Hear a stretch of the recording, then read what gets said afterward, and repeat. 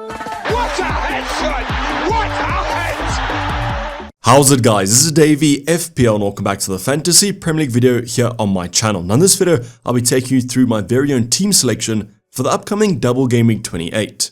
So Double Game Week 28 might see us take another -8 hit, or at least a -4 hit, as I am looking to bring in players that have a Double Game Week as well as a blank Game Week 29 fixture. So I'll showcase that transfer plan late in the video as well as the final team selection, but I'm going to start off by talking about Game Week 27 and show you guys how the overall rank is currently looking. So if that's something that you guys are interested in, sit back, relax, and let's get straight into it. So going over a quick review of Game Week 27, if you guys want to see a little bit more in-depth analysis, go check out the transfer plan I released on Monday, but since then, we still had one fixture. So that fixture was obviously going to be the Arsenal vs Sheffield United game, and I had 3 players in that game. So our 2 defenders came in clutch with a nice clean sheet. However, I think most of the players in the Arsenal lineup got FPL points, so 1 and 2 attacking returns with the clean sheet would have been quite nice. But I guess all we wanted was a few points from them, and against Sheffield United, at least they kept the clean sheet banker. So no bonus points for these 2 defenders, but as mentioned, a lot of Arsenal assets got FPL points, and that included Saka. So if you guys actually captained Saka, that was actually quite unlucky, 2 assists in the 5-0 at halftime kind of win. But then he was subbed at halftime because apparently he fell ill. So all I can say is that if you guys did have Saka captain, that was quite unlucky, as I would have expected a few returns in the second half. He did however still outscore Haaland by 1 point, and every point in FPL matters. So luckily, having a triple up got us into the green arrow range. If you guys do recall, in the transfer plan, I was on a little bit of a grey arrow, and I was sitting around the 60k mark. So not the biggest green arrow in the world, but 55k is a little bit more respectable. And let's just hope that we can keep on with these green arrows. So the final game week points was going to be 85 with a -4 taking us to 81, a game week rank of about 740k, and the overall points are 1705. Now for the upcoming Double Game Week 28, 1 free transfer to get those Double Game Week players, and I've actually already used it. So I'm going to run through the rest of the team quite quickly, starting off on our bench. Unfortunately, we benched the Areola Hall, 13 massive points even without a clean sheet. And that was thanks to a penalty save and a massive 3 save points. Add a few bonus points takes you to 13 points, which is a massive haul, but unfortunately I started Dubravka for a 7-pointer. Now between these 2 players, at least the logic was there for the Newcastle clean sheet, so I'm not really too mad about benching Areola. Otherwise, Garnacho with these 2-point appearance against Man City was always expected, and then Pedro Porro and Pau Torres got no minutes. Now it was a clean sweep of clean sheets in our defender department, as Van Dijk also racked up 6 points. So don't you know what I did to deserve no bonus points in any of my defenders? At least they all got some defensive returns. Then our midfield department, Leon Bailey got a yellow card but also an assist, so he matched Douglas Luiz in this fixture, as Aston Villa went on to beat Luton quite comfortably. Would have really loved if Bailey got some more points though, as I did take a -4 to replace Richarlison, so fingers crossed he can give us some points in the future game weeks. Then you guys know about Phil Foden, a massive 15-pointer after a brace, just seems to be finding form at the best moments. Then our free transfer was used on Heung-min Son in for Hwang Hee-chan, and he returned on his debut. So yes, like our defenders, all our midfielders ended up returning. Unfortunately, it wasn't the same with the forwards. So the only player that blanked in our team was going to be Dom Solanke against Burnley away, and there was speculation of him even starting this fixture after not training the entire of the midweek. But he started the game but looked a little bit out of sorts.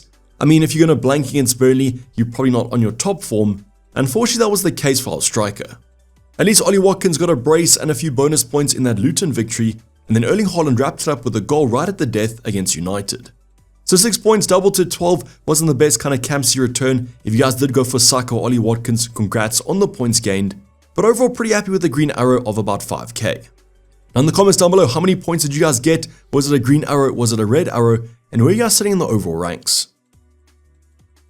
Now I mentioned this briefly in terms of our Game Week 27 review, but I've actually already used my free transfer, and that was going to be to bring Doherty in for Van Dijk. So as mentioned, this transfer has been confirmed. It was a few days ago. Since then, Doherty has risen in price, which was the expectation, and I wanted him for the Double Game Week. Now first things first, no, I don't expect 2 clean sheets from Luton. If you guys saw the odds of the clean sheets today over on Twitter, I think they have a 23% with both games, which is simply terrible to be honest. But you guys know Doherty offers that attacking threat, and at his cheap price point, definitely the best value option out of the Luton defense, and that's why I went for him. The added bonus about Luton players is also have a fixture in blank Game Week 29, and as you guys know, I'm not planning to use the free hit, so these players are essential. So I just want to give you guys the confirmed transfer as of now. I am planning to take a -4 or -8, but I'll discuss that after the team selection, as I still am a little bit undecided. So now let's go over the team selection before we talk about those final moves, as there is a chance that I actually rock with the starting 11. Now with 0 transfers and 3.2 to spend, I can do some upgrades, but I might keep that value in the bank to get Mo Salah in Game Week 30. So let's start off on the bench, and this week we might have some benching dilemmas. The first player, Dubravka, though, I'm perfectly fine benching him, as he is Chelsea away and I expect him to score. So even though Newcastle might have turned over a new leaf keeping a clean sheet in Game Week 27, I want to see if it's actually true in Game Week 28 and onwards, as I don't trust that defense yet. Then with Leon Bailey, Aston Villa played tomorrow in the European competitions, so I'm actually hoping that he gets rested in this fixture. I could actually play Bailey in Game Week 28. Spurs at home is actually a fine fixture, as I expect quite an attacking game. But currently on my bench, as I believe my 4 midfielders at the current moment have better fixtures. Then with Pedro Porro and Pau Torres, I'm fine benching these 2 assets as mentioned, expecting quite an attacking game, and I want to see both these players play a full game before I start them. Some injury concerns here and there. Pau Torres was on the bench though. Let's see if he plays in the European competitions. Otherwise, an update about Pedro Porro will be quite nice. So because I'm benching Dubravka, Areola will be our goalkeeper between the sticks. He has Burnley at home though, which is a fine fixture, as their attacking numbers are pretty bad. So fingers crossed Areola can keep a clean sheet and rival Neto and Kaminsky, as they are quite popular options for double game week 28. Then our new transfer in Doherty has the double game week. I'm expecting hopefully some attacking returns, as I don't really think we can rely on the clean sheets. We might be able to rely on a clean sheet though from Saliba and Gabriel, our Arsenal double up. Arsenal have the second best chance of a clean sheet in game week 28, even though it's only a single game week. So fingers crossed for a strong defensive performance, like in game week 27. However, the opposition in this week are a little bit better. Then I'm going to start off our midfield department with Garnacho, kind of a nice little differential against Everton at home. Everton haven't been that great defensively recently, and that's why I think United could bounce back after that Manchester derby, and Garnacho is basically nailed to start in that team. So Garnacho vs Bailey might be a little bit of a debate, but I'm currently favouring the United winger. Then Saka against Brentford, backing him to continue this good form that he's showing. Arsenal as well on quite a run, and I can see them actually scoring a few against Brentford with all those defensive injuries. Then the one player in the midfield department that I'm thinking about benching is going to be Phil Foden. I know this is Liverpool way a tougher game, but he's on such good form at the moment. One thing I will say is that if I do sell Erling Haaland for a future transfer, I might want some Man City coverage and therefore keep Foden. But as mentioned, great form at the moment. It is Man City at the end of the day, and Liverpool vs Man City always has goals in it. Another game that I'm hoping has goals in it is Aston Villa vs Spurs with Heung-min Son. If Villa play that high line, I think Son can score a few on the counter-attack. So perfectly fine keeping him, has that blank game week fixture against Fulham as well, so a definite hold. Let's hope he can continue these returns. Then our forward department, the most no-brainer captain probably of the season with Dom Solanke. Sheffield United at home and Luton at home are too hard to ignore. As mentioned in the transfer plan, really kind of jealous of you guys with the triple captaincy. If Solanke plays the majority of minutes, I'm expecting a massive haul. Ollie Watkins against Spurs as well, hoping for some goals here, and Villa and him have been on great attacking form. Then the final player, Erling Haaland, might be on his way out of the doors with only one game in the next 2 weeks, but against Liverpool, I think that you can still fancy your chances. As a Liverpool fan, our defense hasn't been that great this season, and against Man City's attack, there might be 1 or 2 goals.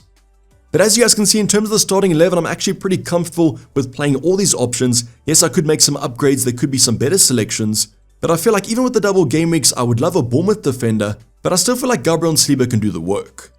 So going into double game week 28 with only 2 doublers might be a little bit risky, and that's why I might be looking to take a -4 or -8. So in the comments down below, what transfers would you guys make to my selection, and what transfers are you guys making for your own teams? If you guys have any transfer dilemmas, I'll try and help you guys out as far as possible, or comment them on my Discord server where I'm slightly more active. But now let's go on to the additional transfer plan that I might make from -4 or -8 for double game week 28. As mentioned, I'm not looking to use the Friet in game week 29. So the first transfer I already mentioned might be Erling Haaland on the way out and Morris from Luton on the way in. Now this might be an absolutely mental transfer. You might be thinking, I've lost my mind, but let me explain the logic. So with Erling Haaland, he has Liverpool away, he then has a blank in 29 and then Arsenal at home. Now I'm not saying that Erling Haaland won't score in any of these fixtures, but I do believe Morris has the better advantage with 2 extra fixtures. So 2 over the next 3 versus 4 over the next 3, and I can even bench him against Spurs away in game week 30. There might be a big price difference, but let's hope the points difference isn't too much unless it's sided towards Morris. So this transfer might be quite likely due to the fact that Morris is the best attacking option from Luton in my opinion. On penalties and with Adebayo injured, he's going to be playing centre forward. So this transfer is looking quite likely, I won't lie to you guys. Yes, it might be risky, but I do believe the logic is there. Let's hope the actual points pay off. Now, if you guys want to use the free hit in Game Week 29, you guys can just keep Erling Haaland, or what you can do is go for Semenyo, as he might be a better option with the better double Game Week 28. Now, another transfer I'm looking at is actually doing a midfielder switch, and what I'm looking at is going to be Barkley in for Phil Foden, or I could also take Garnacho if I want to. Same logic with Haaland and Morris, the extra fixtures over the next two look good for Barkley, however his attacking position isn't that great. So it's a classic case of a really strong kind of player, but not the best FPL asset, and that's why I might actually go for Jared Bowen instead. The only thinking in my mind though is, does Jared Bowen outperform Foden by 4 points in Game Week 28? I don't exactly know, and that's why I might just use this transfer next week. What I could even do then is, instead of going for Bowen next week, I could go for James Maddison if I think he's better. But Burnley at home is a pretty strong fixture. So the one thing is it even worth taking out Phil Foden this week? I guess I could just play Bailey if I want to. And between Bowen and Barkley, who do you guys prefer? Then the added bonus of the -4, does Jared Bowen or Barkley outperform Foden or Bailey by 4 points? I don't exactly know if they do. So this transfer might not be as likely as the Haaland to Morris one, but if I do want to keep Erling Haaland, I might just make this midfielder switch anyways. So these two transfers haven't been confirmed yet, but they might be by that Game Week 28 deadline. I'll be confirming the final team in the deadline stream coming 1 hour before the deadline. But as mentioned, if you guys have any kind of transfer dilemmas, comment them down below on my Discord server. It's the second link in the description. But this is basically going to wrap for the video, guys. Hope you guys did enjoy it. Please don't forget to like the video and subscribe if you have subscribed yet. And hopefully I'll see you guys in the deadline stream coming up on Saturday afternoon. But for the time being, I'm signing off. It's been Dayvy FPL and I'm out. Cheers, bye.